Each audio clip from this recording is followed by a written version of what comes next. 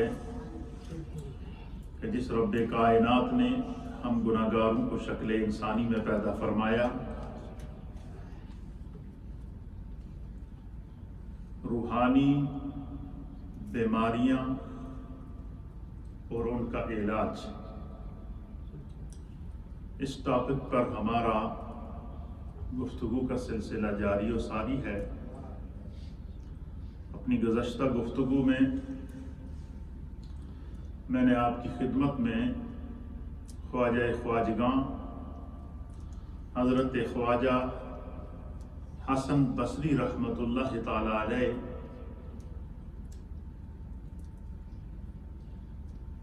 کے اقوال پیش کیے تھے، اور جس کی بنیاد یہ تھی کہ آئے دن جو دنیا مشکلات کا شکار ہے، مصائب کا شکار ہے، پریشانیوں میں مبتلا ہے، طرح طرح کی آزمائشوں میں انسانیت گھری ہوئی ہے، اور بالخصوص اہل ایمان پر آج کے دور کے اندر بڑی اور مختلف قسم کی آزمائشیں آتی ہیں۔ اس کا سبب کیا ہے؟ تو حضرت خواجہ حسن بصری رحمۃ اللہ تعالی علیہ نے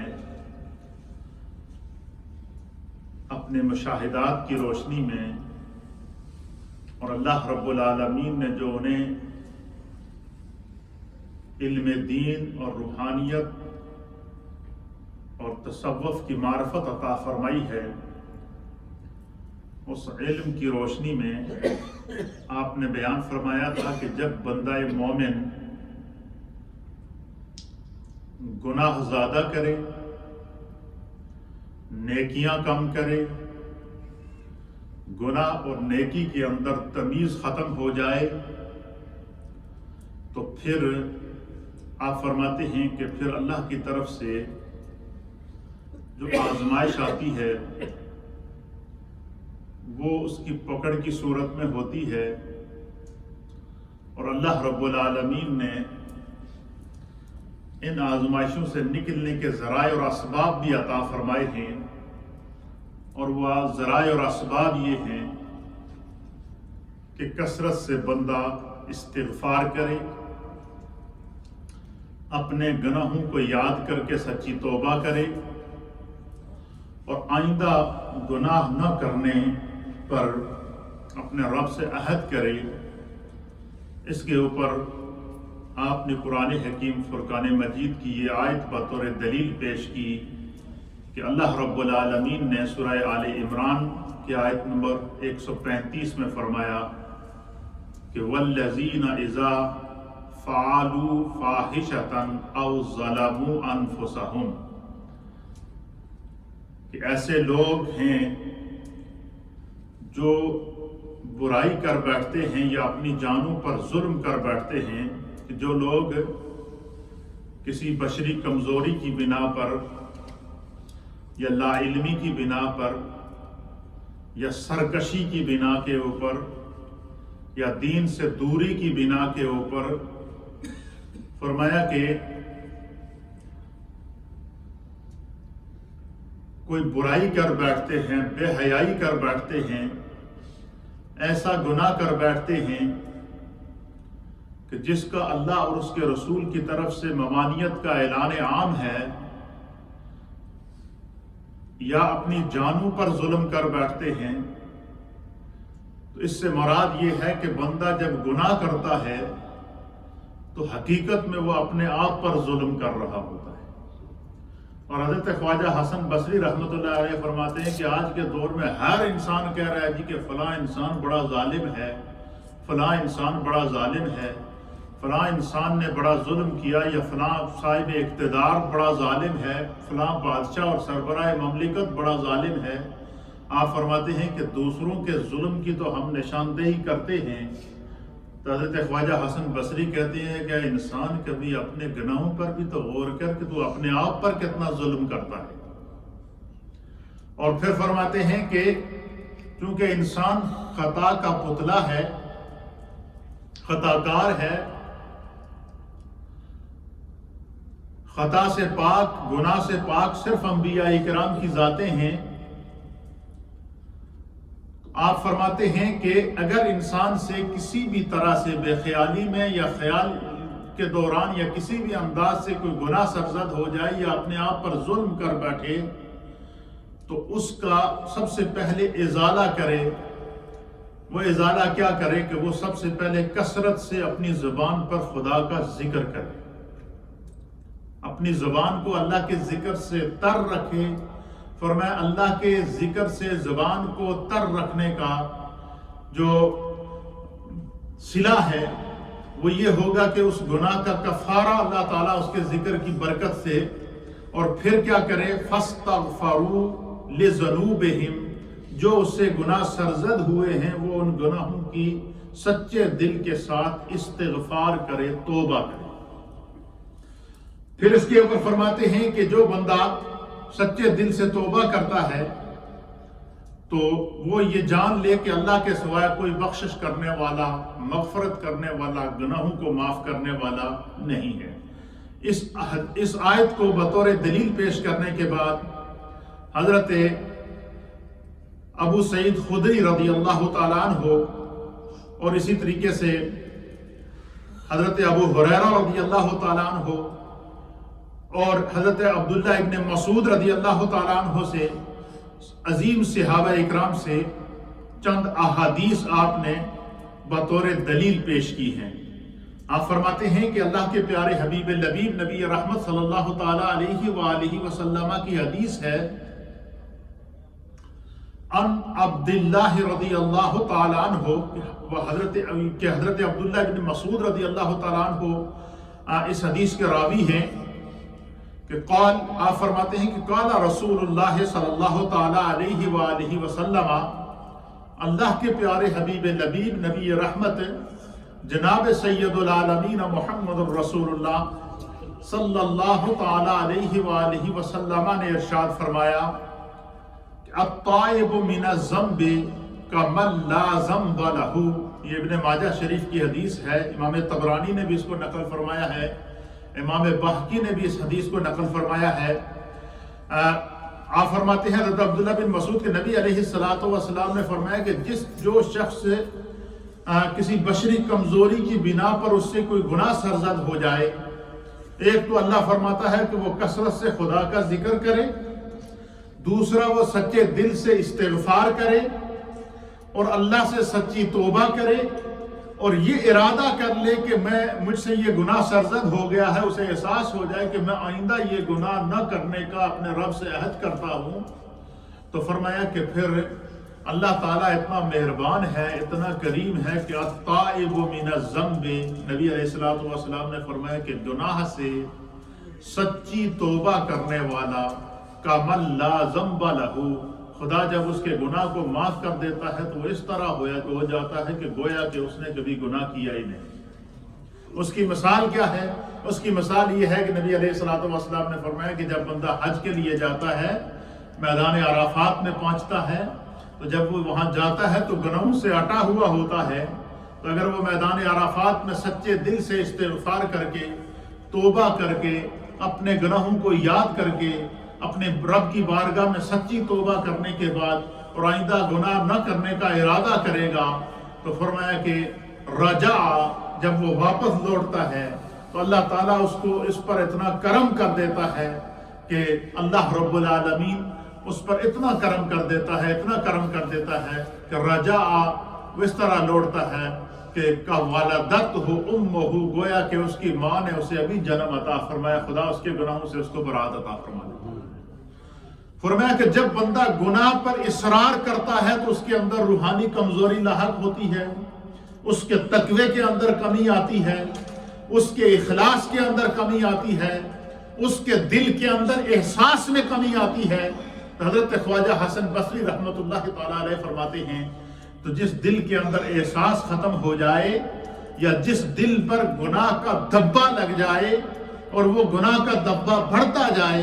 تو فرمایا کہ پھر بندے کے اندر خیر اور شر کی تمیز ختم ہو جاتی ہے. اسے چاہیے کہ وہ جو ہے وہ سچے دل سے توبہ کرے، ورنہ ایک وقت ایسا آئے گا کہ نہ اس کی دعا قبول ہوگی، نہ عبادت قبول ہوگی، نہ ریاضت قبول ہوگی. اور پھر حضرت خواجہ حسن بصری رحمۃ اللہ علیہ فرماتے کہ جو بندہ استغفار تو کرتا ہے، ایک گناہ سے اس نے استغفار کی تو بعد میں پھر وہی گناہ کر دیا اور وہ گناہ کو چھوڑ نہیں رہا، تو آپ فرماتے ہیں کہ وہ پھر اپنے آپ کے ساتھ بھی دھوکہ کر رہا ہے. اور اس طرح کی جو استغفار ہے، آپ فرماتے ہیں کہ پھر وہ ایک وقت ایسا آتا ہے کہ وہ خداوند قدوس کی نظر رحمت سے محروم ہو جاتا ہے. اس لیے فرمایا کہ جب انسان کو علم ہو جائے کہ مجھ سے یہ گناہ ہو گیا اور وہ اس گناہ سے سچی توبہ کر لے، تو دوبارہ اس گناہ کو نہ کرنے کے لیے یہ ارادہ کر لے، تو فرمایا خدا اس کی روحانی قوت کے اندر، روحانی کمزوری کے اندر جو ہے وہ اس کو دور کر کے اس کے اندر جو ہے وہ اضافہ فرمائے گا. دوسری حدیث حضرت عبداللہ بن عباس رضی اللہ تعالیٰ عنہ سے ہے. آپ فرماتے ہیں کہ قال رسول اللہ صلی اللہ تعالی علیہ وآلہ وسلم، کہ اللہ کے پیارے حبیب لبیب نبی رحمت صلی اللہ تعالی علیہ وآلہ وسلم نے فرمایا کہ من لزم الاستغفار جعل اللہ لہ دیک مخرجا، جعل اللہ لہ من دیک مخرجا ومن کل ہم فرجا ورزقہ من حیث لا یحتسب. اللہ اکبر. حضرت عبداللہ ابن عباس رضی اللہ تعالیٰ عنہ بیان فرماتے ہیں، اور یہ حدیث سنن ابو داؤد شریف کی ہے، ابن ماجہ شریف کی ہے، اور حدیث صحیح ہے کہ اللہ کے پیارے حبیب لبیب نبی رحمت صلی اللہ تعالیٰ علیہ وآلہ وسلم نے بندہ مومن کو یہ نصیحت کی ہے کہ اپنی جو عادت ہے وہ استغفار کرنے کی عادت اپناؤ. اپنی عادت اس طرح بناؤ کہ بندہ چلتے پھرتے اٹھتے بیٹھتے، اور ایک بات یہ ذہن میں رکھیے گا کہ ہمارے ہاں کچھ لوگوں کو اس طرح کا ذہن دیا گیا ہے کہ شاید بندہ اس وقت توبہ کرے، اس وقت استغفار کرے جدو گناہ ہو جائے. نہیں، پر میں استغفار کے لیے کوئی وقت مقرر نہیں ہے. چلتے پھرتے اٹھتے بیٹھتے استغفار کرتا رہے، جس طرح کہ حضرت خواجہ حسن بصری رحمۃ اللہ تعالیٰ علیہ نے نبی علیہ الصلوۃ والسلام کی حدیث کو کوٹ کر کے بتایا تھا کہ اللہ کے حبیب علیہ الصلوۃ والسلام جو ہے وہ ایک دن میں 100 مرتبہ استغفار فرمایا کرتے تھے. آپ مجھے بتائیں کہ وہ نبی جو معصوم عن الخطا ہیں، وہ نبی جن کی جو ہے وہ مغفرت عامہ کا اعلان خود رب نے فرمایا ہے، اور وہ نبی جو شافع یوم النشور ہیں، تو وہ اگر 100 مرتبہ استغفار کرتے ہیں، تو اس لیے یہ تصور ذہن کے اندر لے کر آنا جہاں سے بیماری پیدا ہوتی ہے، جہاں سے کمزوری پیدا ہوتی ہے، جہاں سے دل کی سختی پیدا ہوتی ہے، جہاں سے انسان کے اندر سے روحانیت ختم ہوتی ہے، وہ یہ ہے کہ ہمارے ہاں یہ لوگوں نے ذہن بنا لیا ہے کہ جب کوئی گناہ ہوگا تو اسی توبہ کریں گے. گناہ کے لیے تو ہے ہی توبہ ہے، لیکن فرمایا کہ ہر لمحے استغفار کرنا چاہیے. اور اس کی دلیل کیا ہے؟ اس کی دلیل یہ ہے کہ اللہ رب العالمین نے فرمایا کہ جب بندے کو خوشی ملے، انعام ملے، اکرام ملے، اس وقت بھی کثرت استغفار کرنی چاہیے. جیسا کہ قرآن حکیم فرقان مجید اس طرف اشارہ دیتا ہے کہ اذا جاء نصر اللہ والفتح. اے محبوب، آپ نے نہیں دیکھا کہ جب اللہ تعالیٰ کی مدد آپ کو پہنچی اور خدا نے آپ کو فتح عطا فرمائی، نصرت عطا فرمائی، تو پھر کیا ہوا کہ پھر آپ نے دیکھا کہ جو ہے وہ اذا جاء نصر اللہ والفتح ورأیت الناس يدخلون فی دین اللہ افواجا. کیا آپ نے نہیں دیکھا محبوب کہ لوگ جو فوج در فوج اسلام کے اندر داخل ہونا شروع ہو گئے، اور اللہ تعالیٰ نے آپ کو فتح عطا فرمائی. اور وہ فتح بھی کون سی تھی؟ وہ فتح مکہ کی صورت کے اندر تھی. وہ فتح بھی کون سی تھی؟ وہ تمام غزوات سے فتح تھی. وہ فتح بھی کون تھی کہ جب اکیلے ہجرت کر کے مکہ سے مدینہ گئے، جب واپس آئے تو 10,000 کا لشکر موجود تھا، اور جب حجۃ الوداع کرنے کے لیے سرکار مدینے سے پھر مکہ آئے تو اس وقت ایک نہیں، دو نہیں، 1.25 لاکھ صحابہ اور صحابیات آپ کے ساتھ موجود تھے۔ تو اللہ تعالیٰ اس منظر کو بیان فرماتا ہے کہ محبوب آپ کے رب نے آپ کو جو وہ اسلام کی صورت میں فتح عطا فرمائی ہے، اور جب آپ نے اعلان نبوت فرمایا تھا تو آپ اس وقت اکیلے تھے، اور آج جب آپ فتح مکہ کرنے کے لیے آئے تو آپ کے پاس لشکر صحابہ موجود تھا، اور جب آپ حجۃ الوداع کرنے کے لیے آئے تو آپ کے ساتھ 1.25 لاکھ صحابہ اور صحابیات موجود تھے۔ فرمایا یہ خداوند قدوس کا آپ پر انعام تھا، اور اس انعام کے بدلے میں آپ کیا کیجیے؟ فرمایا وَاسْتَغْفِرْهُ، اپنے رب کی بارگاہ میں کثرت سے استغفار کریں۔ اس کا معنی کیا ہوا؟ امام فخر الدین رازی رحمت اللہ علیہ نے بھی اس طرح اشارہ دیا ہے، علامہ جلال الدین سیوطی نے بھی اس آیت کی تفسیر کے اندر لکھا ہے، اسی طریقے سے علامہ اسماعیل حقی رحمت اللہ علیہ نے بھی اس تفسیر کے اندر لکھا ہے، اور اسی طریقے سے جو ہے وہ حضرت خواجہ حسن بصری رحمت اللہ علیہ یہ آیت کوٹ کرنے کے بعد آپ لکھتے ہیں کہ جدو بندے کو خوشی ملے تو سب تو پہلے وہ استغفار کرے، جب وہ استغفار کرے گا تو یہ اس کی عاجزی کہلائے گی، یہ کیا کرائے گی؟ عاجزی کرائے گی۔ ایک بات فرمایا کہ اگر بندہ کثرت سے استغفار کو اپنی زندگی کا شعار بنا لے گا، اور اپنی زندگی کا جو ہے وہ عادت بنا لے گا، استغفار کی عادت، حضرت خواجہ حسن بصری فرماتے ہیں کہ استغفار کی عادت اس طرح بناؤ جس طرح ہمیں کھانے کی ضرورت ہوتی ہے، جس طرح ہمیں سانس کی ضرورت ہوتی ہے، جس طرح ہمیں ایک ایک لمحہ ملتا ہے۔ فرمایا اپنے آپ کو استغفار کا پابند کرو، اور فرمایا جڑا بندہ استغفار دا پابند ہو جائے، توبہ دا پابند ہو جائے، خوشی ملے پھر بھی استغفار کرتا ہے، گناہ ہو جائے پھر بھی استغفار کرتا ہے، اور سویا ہوا اٹھے پھر بھی استغفار کرتا ہے، کسی بھی زندگی کی مصروفیات کے اندر موجود ہو تو کثرت استغفار کو اس نے اپنی زندگی کی عادت بنا لی ہے۔ استغفر اللہ ربی من کل ذنب واتوب الیہ کہ وظیفے کو اس نے اپنی زندگی کا شعار بنا لیا ہے، تو پھر اس کو خدا کی طرف سے کیا انعام ملتا ہے؟ اللہ نے یہ عمل کہنا پسند ہے۔ حضرت خواجہ حسن بصری رحمت اللہ علیہ فرماتے ہیں کہ میں تمہیں اس کے اوپر خوشخبری دیتا ہوں کہ میرے مصطفیٰ نے کیا خوشخبری فرمائی ہے۔ آپ یہاں حدیث کوٹ کرتے ہیں اور فرماتے ہیں کہ حضرت عبداللہ ابن عباس رضی اللہ تعالیٰ عنہ اس حدیث کے راوی ہیں، اور کیا فرماتے ہیں؟ قال رسول اللہ صلی اللہ تعالیٰ علیہ وآلہ وسلم، کہ اللہ کے پیارے حبیب لبیب نبی رحمت صلی اللہ تعالیٰ علیہ وآلہ وسلم نے ارشاد فرمایا، حضور علیہ السلام نے فرمایا کہ من لازم الاستغفار، کہ جڑا بندہ استغفار نو، کثرت استغفار کو، استغفار کے وظیفے کو، ذکر استغفار کو، استغفار استغفر اللہ یہ خدا کا ذکر ہے، یہ کیا ہے؟ اللہ کی بارگاہ میں توبہ بھی ہے اور خدا کا ذکر بھی ہے۔ فرمایا جڑا بندہ اپنی عادتوں وچوں چنگی عادت کثرت استغفار نو بنا لے تو خداوند قدوس نو اس کا یہ عمل اینا پسند ہے۔ آپ فرماتے ہیں کہ نبی علیہ السلام نے فرمایا کہ من لازم الاستغفار، جس نے استغفار کو اپنے اوپر لازم کر لیا، استغفار کی اپنی عادت بنا لی، چلتے پھرتے، اٹھتے بیٹھتے، سوتے جاگتے، خوشی میں غم میں، کسی بھی حال میں وہ استغفار کو اپنی زبان کا جو ہے وہ شعار بنا لیتا ہے، تو پھر کیا ہوتا ہے؟ آپ فرماتے ہیں جعل اللہ لہو ضیق مخرجا، کہ جو شخص پابندی کے ساتھ استغفار کرتا ہے تو پھر کیا ہوتا ہے؟ فرمایا اللہ تعالیٰ اس کے لیے ہر غم سے نجات نکالتا ہے۔ جب تمہاری دنیا سے بندہ مایوس ہو جائے، کوئی امید نہ ہو، فرمایا کثرت سے جب بندہ استغفار کرے گا، جس غم کے اندر بندہ مبتلا ہے، حضور نے فرمایا اسی غم سے خدا اس کے لیے راحت کا سبب نکالے گا، اسی غم سے اللہ اس کے لیے سکون کا ذریعہ نکالے گا، اسی غم سے اللہ رب العالمین کوئی ایسا سکون کا لمحہ نکال دے گا کہ اس کو سکون آ جائے گا۔ اور فرماتے ہیں کہ صرف یہی نہیں، فرمایا کہ پھر کیا ہوگا؟ فرمایا کہ ہر مشکل گھڑی کے اندر، اور ایسی مشکل گھڑی جس کو حدیث کے اندر سرکار نے بیان فرمایا کہ وہ کیسی مشکل گھڑی ہے، حضور اللہ نبینا علیہ السلام نے فرمایا کہ من دیکن مخرجا ومن کل ہم فرجا،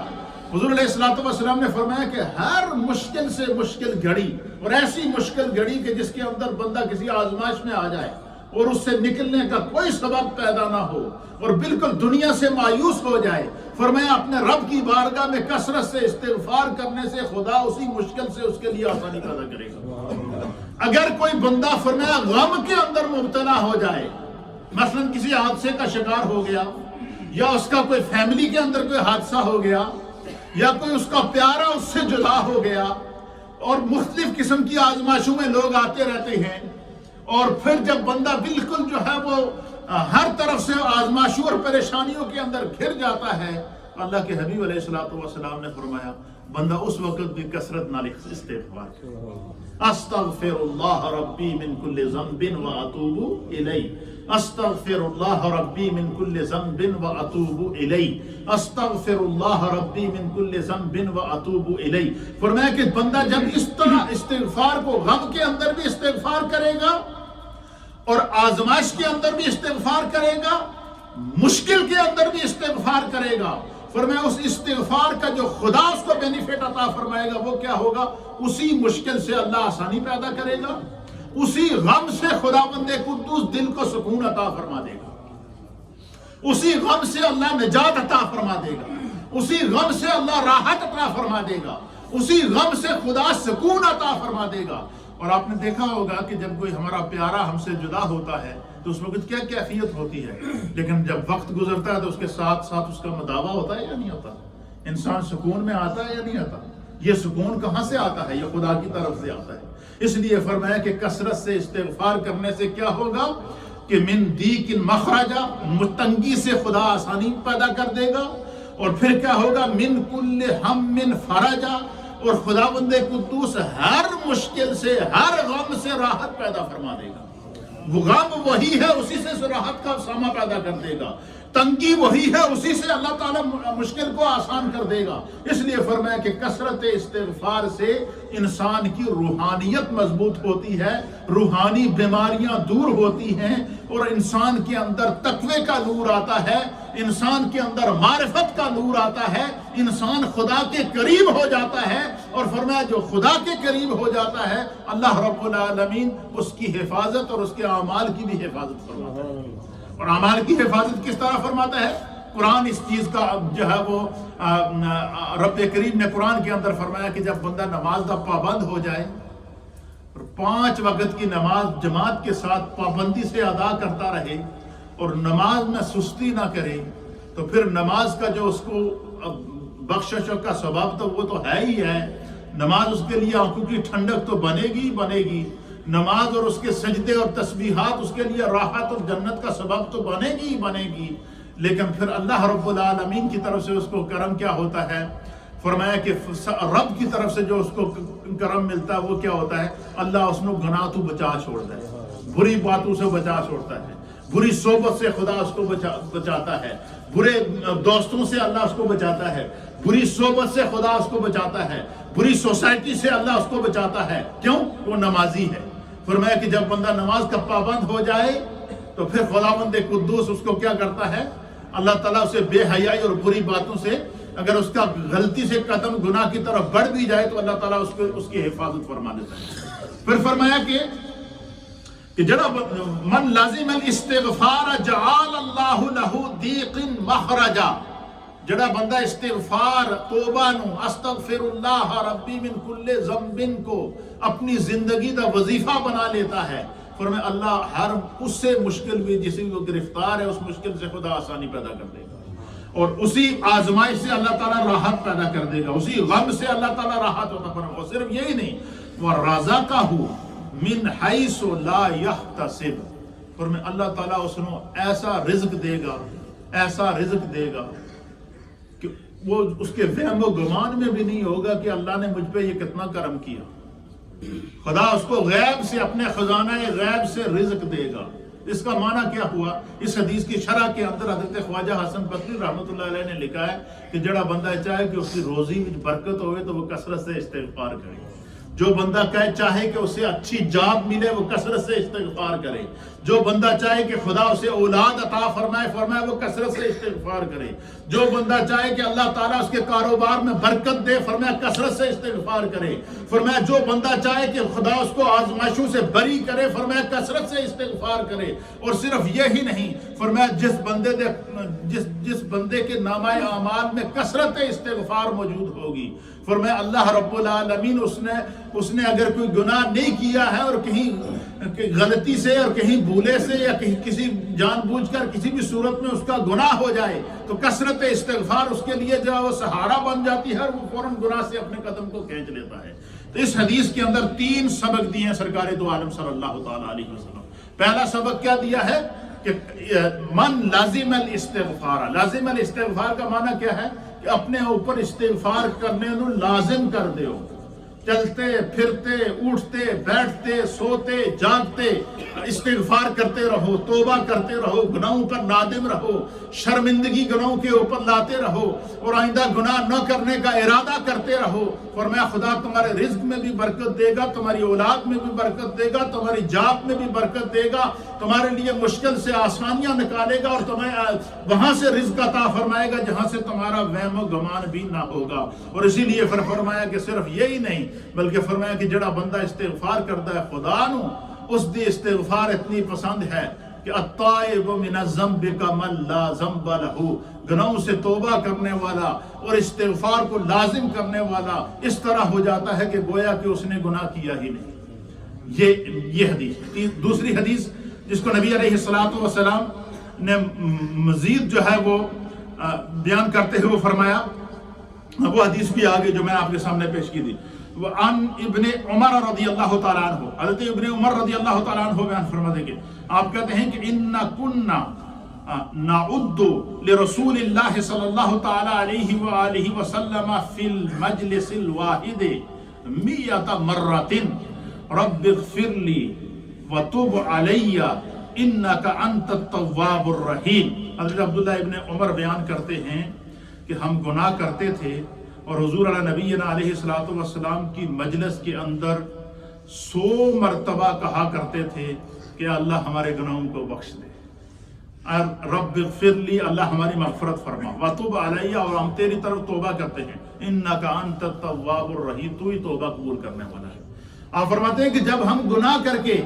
حضور کی بارگاہ میں آتے تھے تو حضور علیہ السلام کو اللہ تعالیٰ نے یہ شرح صدر عطا فرمایا تھا کہ سرکار دو عالم صلی اللہ علیہ وسلم 100 مرتبہ ہم سے استغفار کرایا کرتے تھے,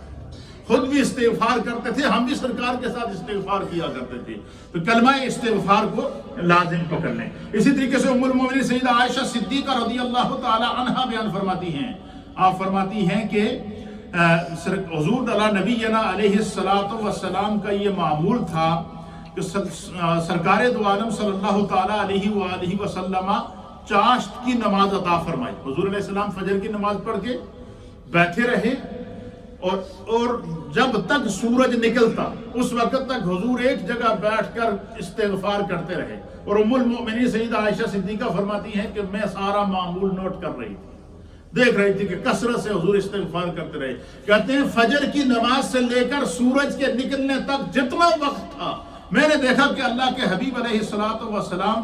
جو ہے وہ کثرت سے استغفار کر رہے ہیں, اللہ کی بارگاہ میں دعا فرما رہے ہیں. اور سرکار دو عالم صلی اللہ تعالیٰ علیہ وسلم نے چاشت کی نماز ادا فرمائی اور پھر کیا فرمایا, فرماتے ہیں کہ اللہ کے حبیب علیہ السلام اللہم اغفر لی, اے اللہ میری مغفرت فرما, وتوب علی میں تیری طرف توبہ کرتا ہوں, انک انت التواب الغفور اے اللہ بے شک تو ہی غفور ہے اور گناہوں کو معاف کرنے والا ہے. حتی قال لہا کہتی ہیں کہ 100 مرۃ حتیٰ کہ میں نے دیکھا کہ اللہ کے حبیب علیہ السلام نے 100 مرتبہ استغفار کیا. یعنی اللہ کے حبیب جو معصوم عن الخطا ہیں, وہ حبیب جو شافع یوم النشور ہیں, وہ حبیب جن کے صدقے اللہ رب العالمین جو ہے وہ پوری کائنات کو جو ہے وہ شفاعت کا جو ہے وہ پروانہ سرکار کی اشارے سے عطا فرمائے گا, وہ دن میں 100 مرتبہ استغفار کرتے. تو حضرت خواجہ حسن بصری رحمۃ اللہ علیہ نے 3 حدیثیں کوٹ کرنے کے بعد اللہ رب العالمین کی قرآن کی آیات کو کوٹ کرنے کے بعد اس کا کنکلوژن کیا نکالا. آپ فرماتے ہیں جب خوشی ملے تو پھر بھی استغفار کرو, جی کوئی نعمت ملے تو پھر بھی استغفار کرو، جی اولاد ملے تو پھر بھی استغفار کرو، کوئی نعمت چلی جائے تو پھر بھی استغفار کرو، کوئی غم آ جائے پھر بھی استغفار کرو، کسی آزمائش میں مبتلا ہو جاؤ پھر بھی استغفار کرو، چلتے پھرتے اٹھتے بیٹھتے فرمایا اپنی عادت کو استغفار کے اندر جب تم ڈال دو گے، خدا تمہارے رزق میں بھی اضافہ کرے گا، اللہ تمہارے کاروبار میں بھی برکتیں عطا فرمائے گا، جو بے اولاد ہیں خدا ان کو اولاد بھی عطا فرمائے گا، جن کو رزق کی تلاش ہے خدا ان کے رزق میں بھی برکت عطا فرمائے گا۔ فرمایا خوشی ہو یا غم ہو، ہر حال میں خدا کی بارگاہ میں استغفار کیا کرے۔ اور آخر میں آپ فرماتے ہیں کہ اس کی وجہ پتہ ہے کیا؟ آپ فرمائے اس کی وجہ یہ ہے کہ جدو بندہ استغفار کرتا ہے تو اس کے اندر تکبر ختم ہو جاتا ہے، اور فرمایا گناہ کی جو بنیاد ہے وہ تکبر ہے۔ کسی نہ کسی حوالے سے انسان کو جب کوئی چیز مل جائے تو وہ اس کی سوچ کے اندر تکبر آ جاتا ہے، اس کی فکر کے اندر تکبر آ جاتا ہے، پھر وہ گناہوں کے اندر مبتلا ہو جاتا ہے۔ اس لیے فرمایا خوشی میں بھی استغفار کرو، تکبر ختم ہوگا، اقتدار مل جائے استغفار کرو، تکبر ختم ہو جائے گا، کاروبار مل جائے